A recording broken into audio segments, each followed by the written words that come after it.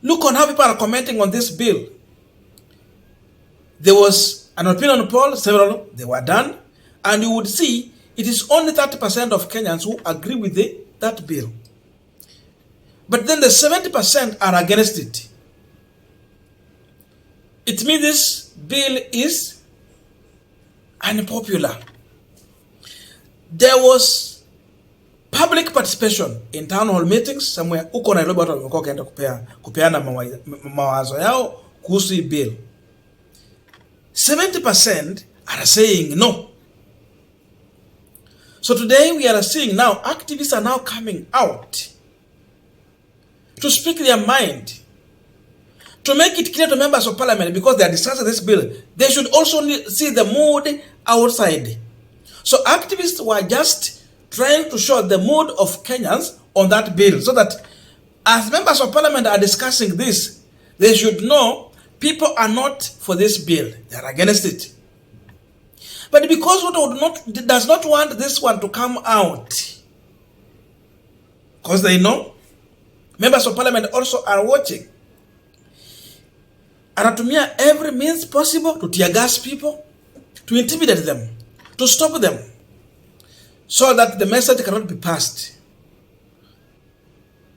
It does not matter how long Ruto will try to stop the people from expressing their views.